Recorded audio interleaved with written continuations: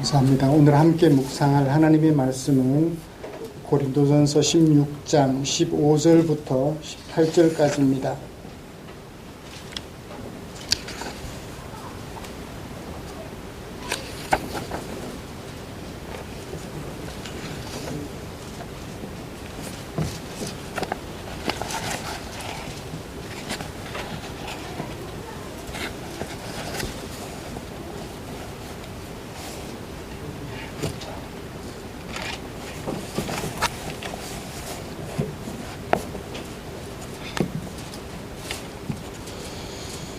찾으신 줄 알고 한 목소리로 같이 읽고 싶습니다. 형제들아, 스데바나의 집은 곧 아가야의 첫 열매요 또 성도 섬기기로 작정한 줄을 너희가 아는지라. 내가 너희를 구원하노니 이 같은 사람들과 또 함께 일하며 수고하는 모든 사람들에게 순종하라. 내가 스데바나와 브드나도와 아가이고가 온 것을 기뻐하노니 그들이 너희의 부족한 것을 채웠음이라. 그들이 나와 너희 마음을 시원하게 하였으니 그러므로 너희는 이런 사람들을 알아주라. 아멘. 같이 찬양 하나 부르고 말씀 나누고 싶습니다. 기쁨으로 찬양 323번입니다.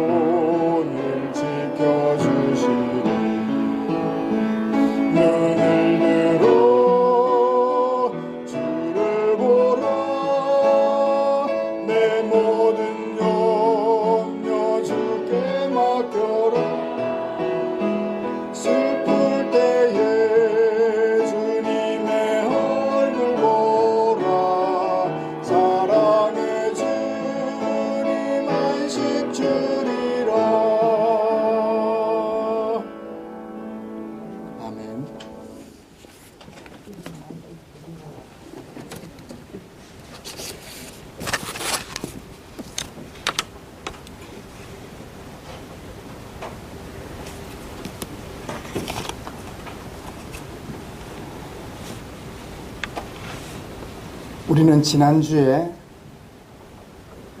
믿음 안에서 흔들리지 않도록 깨어 있어야 한다는 것과 하나님의 백성으로서 모든 일을 사랑으로 행해야 한다는 바울의 마지막 권면을 들었습니다.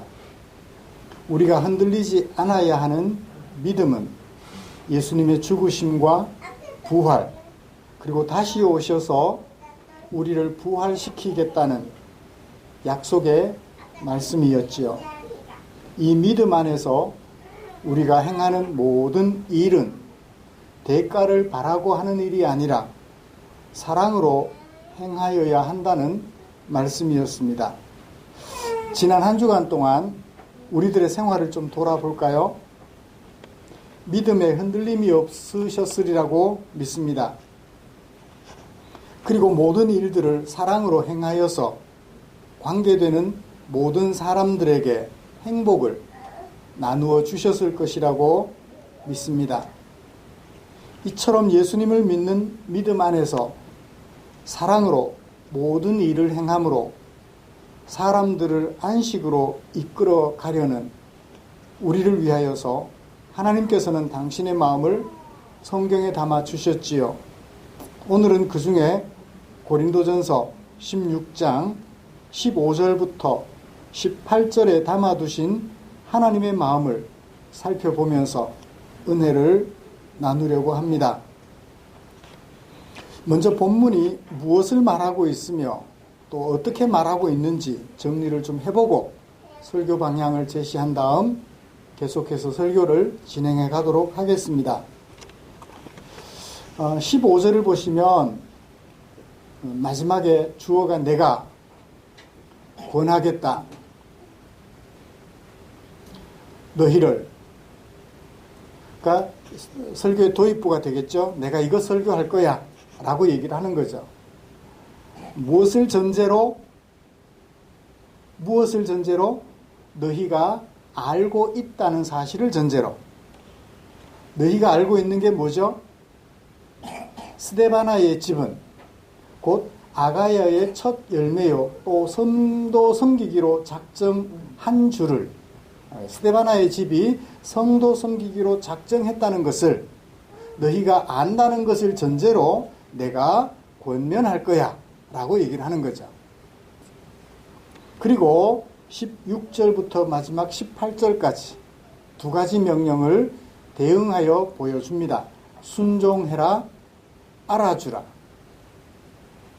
왜 순종하고 왜 알아줘야 하느냐 하면 그 이유 17절과 18절 상반절까지.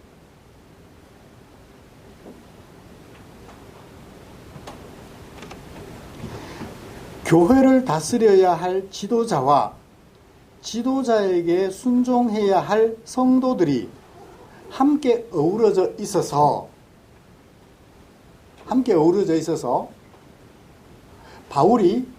목회자인 바울이 한없이 기뻐하는 이상적인 교회의 모습을 우리에게 보여주고 있는 것 같아요. 17절에 보면 내가 기뻐한다.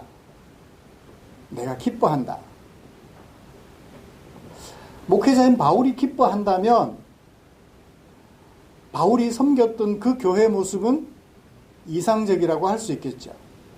지금은 아직 부족하지만 바울이 매우 기뻐하는 일이 있다라고 제시하면서 그 부족한 부분들을 보완해 주기를 바라는 목회자로서 바울의 심정을 담아놓고 있는 것 같아요.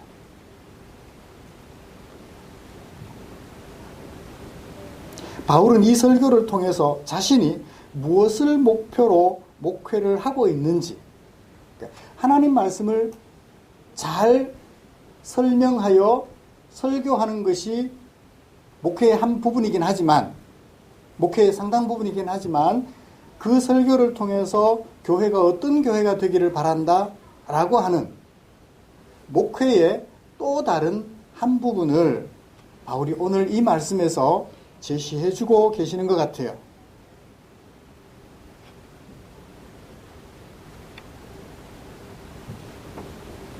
그러므로 이 말씀을 통해서 저는 복음을 전하여 교회를 세운 바울이 목회자로서 가지고 있었던 목회 목표에 대한 이야기를 먼저 좀 하고 싶어요. 그러면서 제가 가지고 있는 목회 목표와 어떤 관계가 있는지 살펴볼 거예요. 저를 위한 앞부분의 설교가 될 것 같습니다. 여러분들도 우리 목사님은 이런 목사님인가? 바울이 생각했던 그런 목사인가? 하고 생각하면서 비교를 해보십시오. 그리고 여러분들이 생각하는 목회자 상과 비교도 해보십시오. 그리고 이어서 지도를 받는 교회와 교회를 지도하는 지도자의 이상적인 관계에 대하여 살펴보면서 이상적인 교회의 모습을 살펴보면서 설교를 마무리하려고 합니다.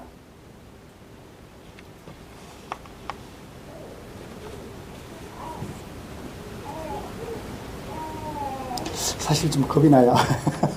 바울은 이런 목회자로서 목표를 가지고 있었는데 나는 어떤가 이 말씀 준비하면서 굉장히 떨렸어요.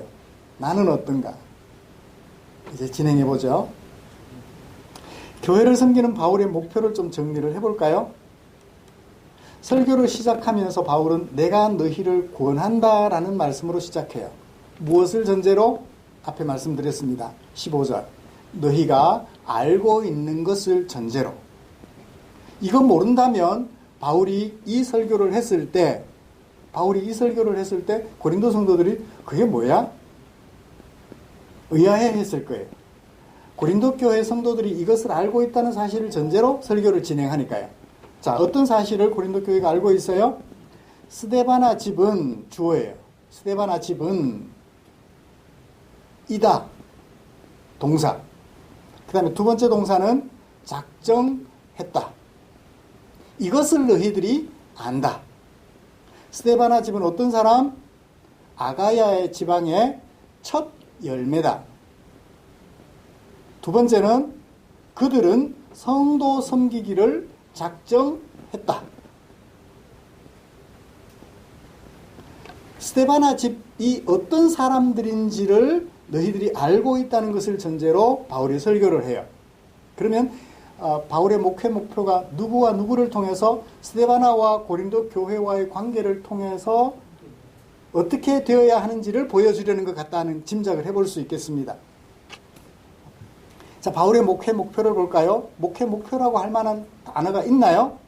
17절 보시면 내가 기뻐한다. 내가 기뻐한다. 뭘 기뻐해요? 스데바나와 부두나도와 아가이고가 온 것을, 누구에게 온 것을? 나에게 온 것을. 어디에 있는? 본문에는 없지만 고린도전서를 쓰던 그 장소, 고린도전서 지금 쓰고 있는 중이니까 고린도전서를 쓰고 있던 장소 에베소라는 곳에, 터키의 서부 지방입니다. 지금의 터키라고 그러면 안 되나요? 튀르키예? 네, 튀르키예의 서부 지역 에베소에 머물고 있을 때 아가야는 그보다 서쪽 펠로폰네소스 반도 맞나요? 고린도와 아테네, 그리스 아테네가 있는 그 부분 반도를 펠로폰네소스 반도라고 하는 것 맞을 거예요. 우리는 한반도잖아요. 거기는 펠로폰네소스 반도. 짤록한 허리를 넘어서 남쪽으로 내려가면 고린도 운하가 거기 있죠. 내해로 통과하기 위해서 운하를 뚫어서 배들이 지나다닌다고 합니다. 안 가봐서 하지만 사진으로는 봤습니다.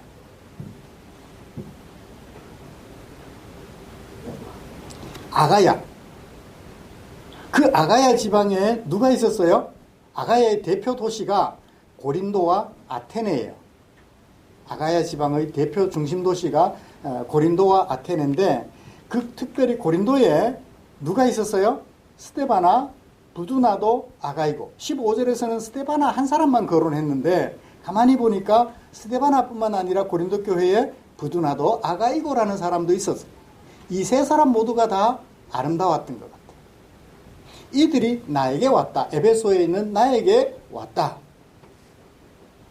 이렇게 말하니까 에베소에 있는 바울에게 간 사람이 누구죠? 고린도 교회 현지 소식을 에베소에 있는 바울에게 전달해 준 이가 누군가요? 1장에서 살펴보았잖아요. 글로에의 집 사람 편에 고린도 교회의 소식을 듣고 내가 편지를 쓴다라고 했어요. 막 그 글로에의 집 사람들과 함께 스데바나, 부두나도, 아가이고가 에베소에 있는 바울에게 찾아갔던 것 같아요. 이들이 온 것을 내가 매우 기뻐한다. 매우 기뻐한다. 꼴 보기 싫은 사람 오면 어때요? 그죠? 짜증나요. 얼굴도 보기 싫어요. 근데 내가 기뻐하는 사람이 왔다. 너무너무 행복하죠. 너무너무 행복하죠. 여기 바울이 기뻐한다라는 얘기는 이 사람들을 기뻐한다는 얘기예요. 그렇죠? 그 사람들이 하는 일 때문에 그 사람들을 너무너무 기뻐한다는 거예요. 바울의 목표가 달성이 됐어요, 안 됐어요? 됐어요, 안 됐어요? 됐다는 증거죠. 그러니까 기뻐하죠. 만약에 바울이 슬펐다면, 이 사람들을 생각할 때 슬펐다면 목표가 잘못됐거나 또는 목회가 성공적이지 못했다. 근데 지금 기뻐하다라는 이 동사를 보고 나니까 바울의 목표도 좋았고 그 목표가 달성되고 있다는 것을 짐작해 볼 수 있습니다. 기뻐한다라는 이 말은 바울이 이들 세 사람을 얼마나 신뢰했고 그들 세 사람이 얼마나 아름다웠는지 짐작해 주고 있는 동사입니다. 기뻐하다. 평범한 동사 하나인데 그 속에 담겨있는 내용을 읽어보니 그러하다는 것입니다. 바울은 그들을 왜 기뻐했을까요? 17절 하반절에서 그것을 밝혀주고 있습니다.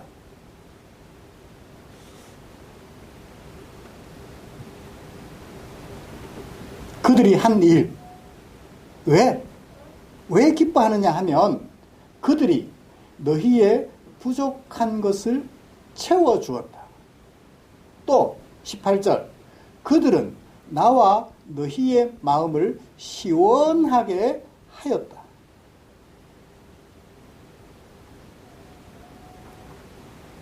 그들이 한 일은 이거예요.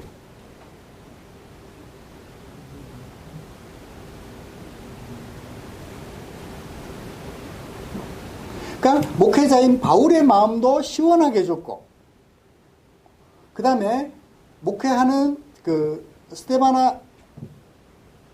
스데바나가 섬기고 있는 그 교회 성도들조차도 시원하게 해준 스데바나였다.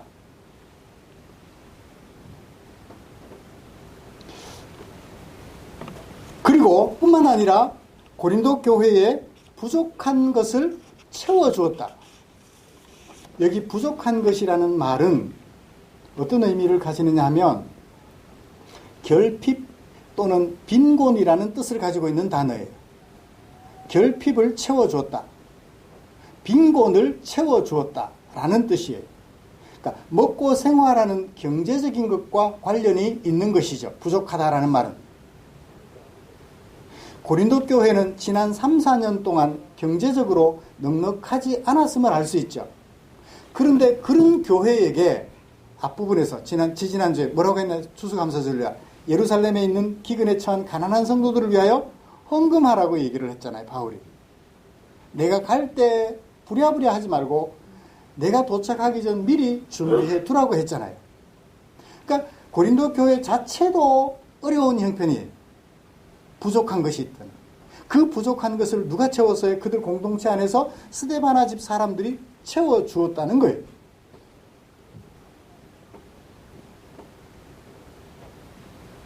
도대체 스데바나 이 사람 누굴까요?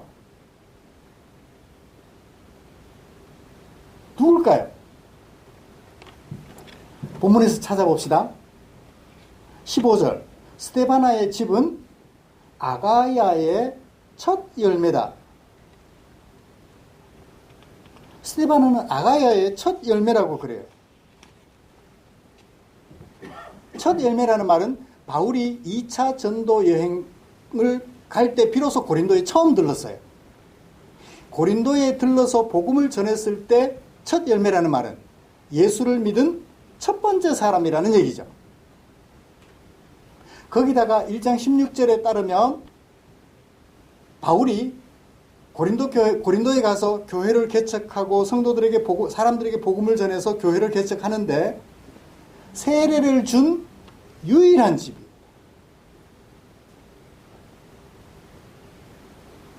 그게 약 52년에서 53년경이에요. AD.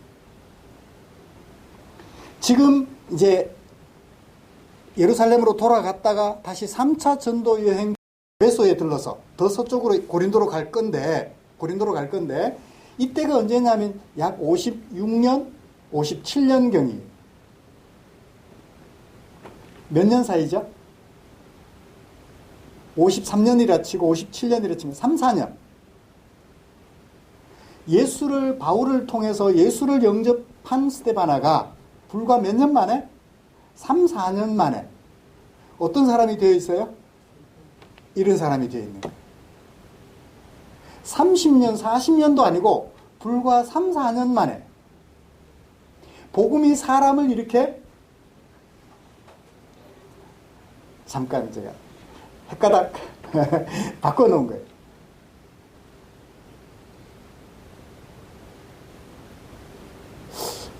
여러분, 복음의 능력이 이런 것 같아요. 복음이 그 사람 속에 들어가니까 그 사람이 다른 사람들이 똑같이 소중하게 여겨 감추고 쌓아두는 그것을 떼어놓아서 부족한 것을 보충해 주어 성도들의 마음도 시원하게 해주고 복음을 전해준 바울의 마음도 시원하게 해주는 그런 사람이 되어 있어요. 10년, 20년 한 것도 아니고 불과 3, 4년 만에. 하윤이가 저 혼자 오늘 아침에 갑자기 체중계 올라가더니 이렇게 봐요. 숫자를 읽어내나 봐요. 16.8이래요. 부른 거예요? 조금? 요즘 아이들의 성장 속도가 참 빠른 것 같아요. 경민이도 성장 속도가 너무 빨라서 걱정했잖아요. 그러니까 체격의 성장 속도를 말하는 것이 아니라 그 사람의 인품과 생각과 가치관의 변화 속도가 이 스데바나의 경우를 살펴보면 엄청 빠르다는 것을 알 수 있죠. 목회자인 바울이 이 스데바나를 보면서 기뻐할 수밖에 없는 거예요. 30년, 40년 된 사람도 아니고 고작 3, 4년밖에 안 됐는데 어떻게 네가 그런 일을 할 수 있느냐는 거예요. 네가 어떻게 그런 삶을 살 수 있느냐는 거예요. 네가 어떻게 그런 가치관을 가질 수 있게 되었느냐는 거죠. 신앙은 연륜이 아닌 것 같아요. 얼마만큼 하나님을 믿는 믿음 안에서 확신을 가지고 사랑으로 행하느냐 거기에 달려있는 것이지 30년 신앙생활했습니다. 모태신앙입니다. 이건 아무것도 아닌 것 같아요. 물론 그것이 아무것도 아닌 것은 아니겠지만 말입니다. 바울은 지도자 역할을 어느새 3, 4년 만에 지도자 역할을 하고 있는 스데바나 때문에 몹시 기뻐하였습니다. 여기서 우리는 바울의 목표가 무엇인지를 짐작해 볼 수 있습니다. 기뻐하다라는 동사 하나를 통해서. 목회자인 바울의 마음을 흡족하게 하는 지도자, 성도, 그죠? 그 다음에 교회 성도들도 시원하게 해주는 지도자.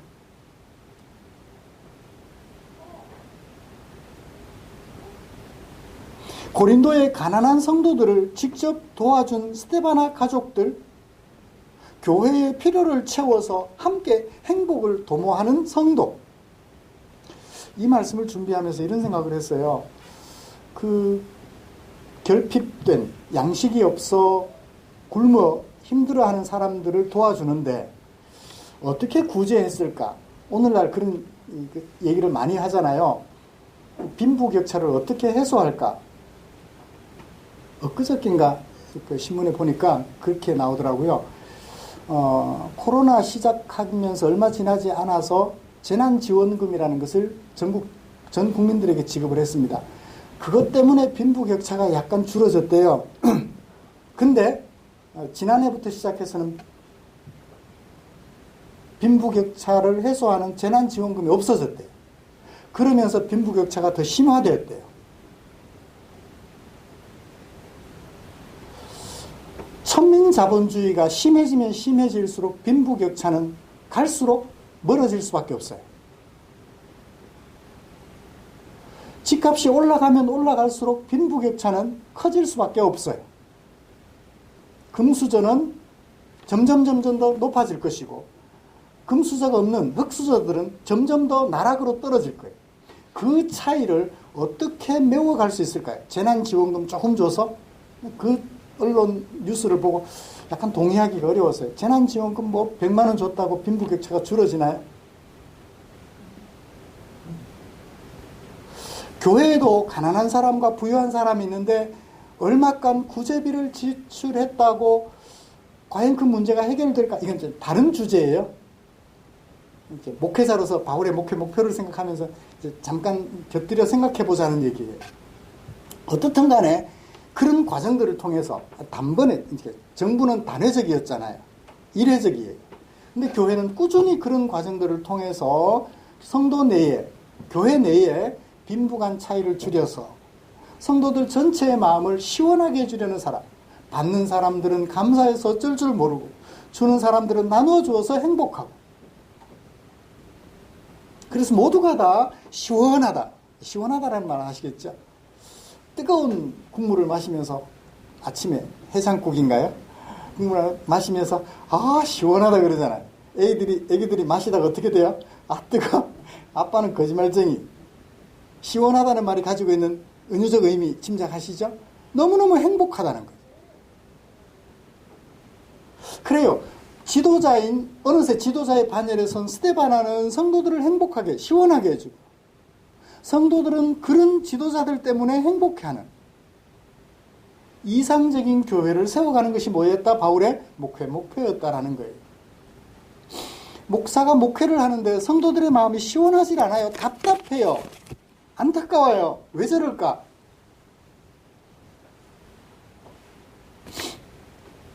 목회자로서 목회 목표를 잘못 설정한 거죠.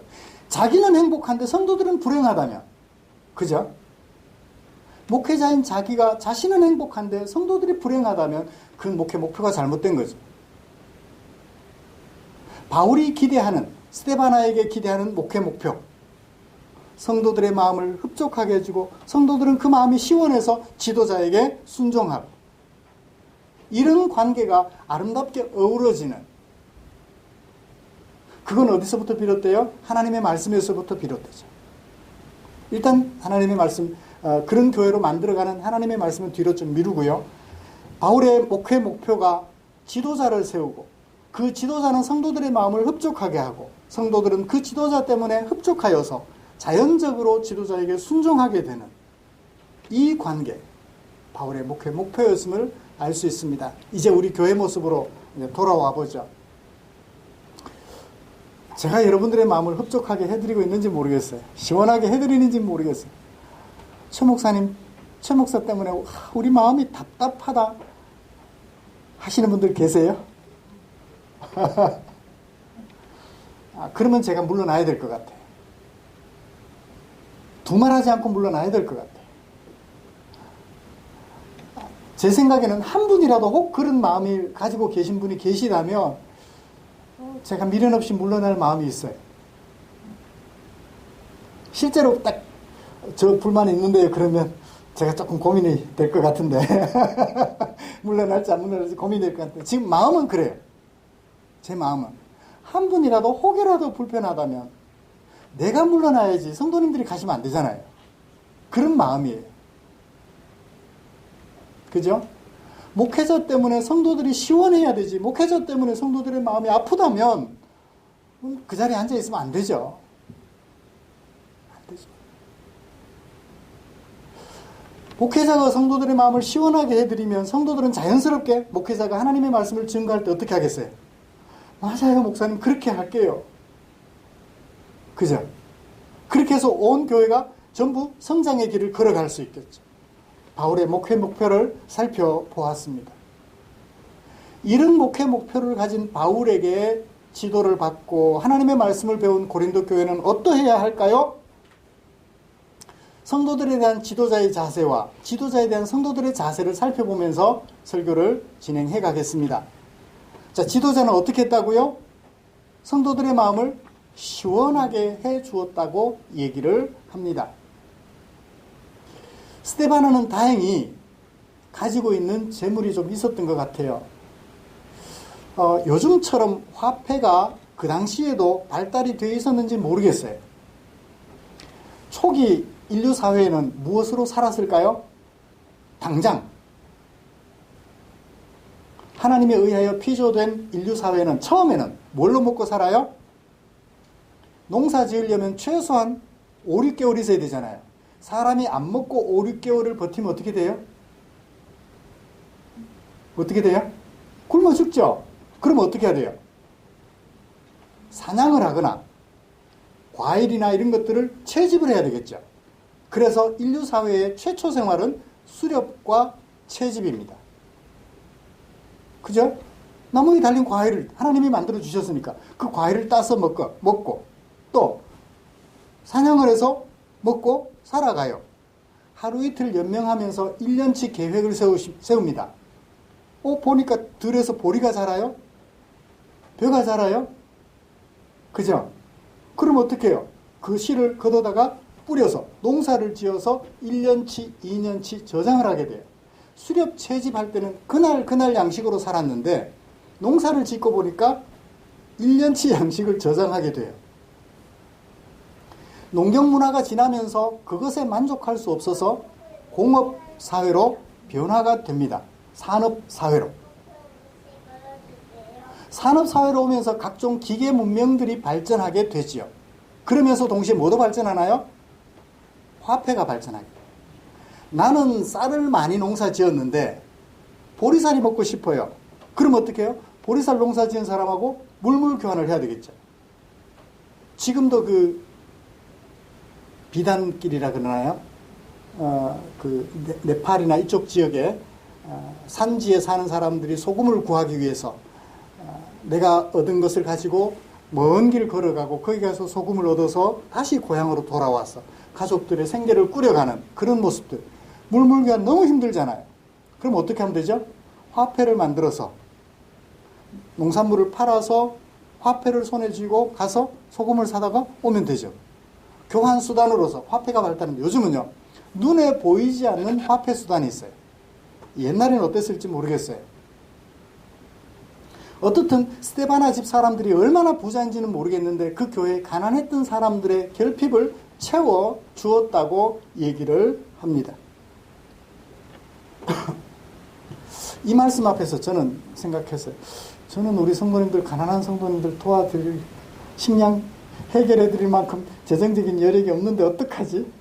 스테반에는 다행히 그런 재정적인 여력이 있어서 가난한 성도들의 식량을 해결해 줬어요. 나는 어떻게 해결하지 못했어요.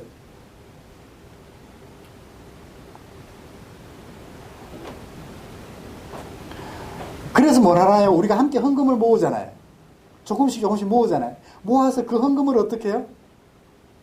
몰아서 끼니를 걱정하는 지체들에게 도움을 드림으로써 교회 전체를 평균하게 하는, 조금씩 내가 혼자 하면 다 못하지만 같이 힘을 합해서 모아서 지원을 해드림으로써 결핍을 해소해 가게 하잖아요. 그렇죠? 이런 교회 모습, 지도자의 모습이에요. 그 다음에 지도자가 그런 모습 가질 때 성도들은 어떻게 해야 되나요? 16절, 너희는 주어는 없어요. 명령형 동사에 순종하라. 그에게 명령하나요? 너에게 명령하나요? 명령형은 2인칭이에요. 너희들은 순종해라. 그 다음에 순종하라는 것과 비슷한 말이 마지막에도 있어요. 뭐예요? 알아주라. 18절에. 순종하는 것과 알아주는 것은 다른 동사가 아닌 것 같아요. 동사는 다른데 뜻은 같아요. 알아준다라는 말은 인정한다, 존중한다라는 뜻이거든요. 인정하고 존중하면, 지도자로서 인정하고 존중한다면 어떻게 해야 되죠? 가르침에 복종을 해야 되죠. 여기 순종한다라는 말은 원래는 군대 용어예요. 내 위치를 아래에 둔다라는 뜻입니다. 내 위치를 너의 아래에 둔다, 너의 밑에 둔다라는 뜻이에요.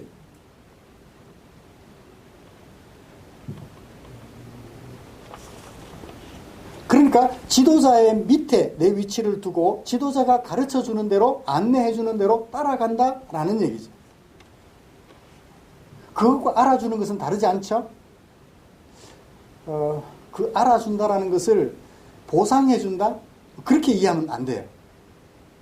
그러니까 사례비를 챙겨준다? 그런 뜻으로 이해하면 안 된다고요. 알아준다라는 말은, 또 알아준다라는 말, 위에라는 전치사와 인정한다라는 동사가 합쳐진다는 거예요. 헬라어에는 그런 게 많아요. 전치사와 동사가 합쳐져서 어떤 뜻을 가지는데, 그러니까 위에 있는 것으로 인정한다라는 얘기는 존중한다는 뜻이죠.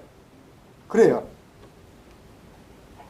단순히 알아주는 정도가 아니라 합당한 대우를 해준다는 거예요. 합당한 대우가 뭐예요? 가르침에 복종하는 거죠. 그러므로 순종한다는 것과 알아준다는 것은 같은 뜻을 가진 다른 단어로 이해해 볼 수 있겠습니다. 자, 대응을 하죠. 왜 순종하고 왜 알아줘야 하나요? 그들은, 지도자들은 너희들의 마음을 흡족하게, 시원하게 해주는 사람들이기 때문에 당연히 그렇게 해야 된다.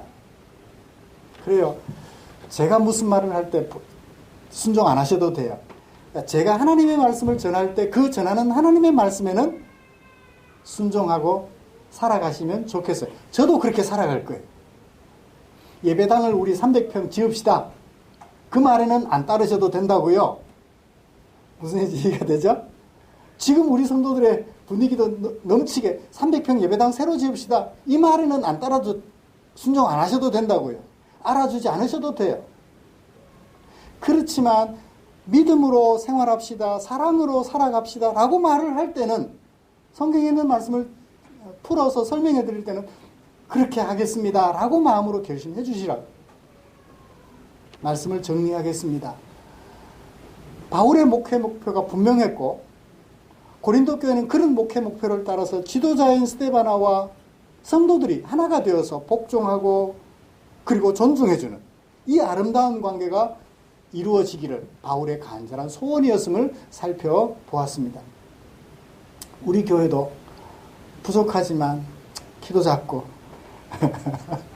볼품도 별로 없고 이마도 벗겨지고 그렇지만 하나님의 말씀을 잘 설명해서 소개해 드릴 때는 그 말씀에 인정해주고 존중하며 순종하셔서 우리 가운데 최상호의 교회가 아니라 하나님의 나라, 하나님의 뜻이 이루어지는 아름다운 교회로 서가는 우리 포항 충정교회가 되기를 주님의 이름으로 축복합니다. 기도하겠습니다. 하나님 아버지 고맙습니다. 오늘도 바울이 고린도 교회에게 던져주신 설교 말씀을 잘 살펴서 그 속에 담아두신 마음을 읽어보았습니다.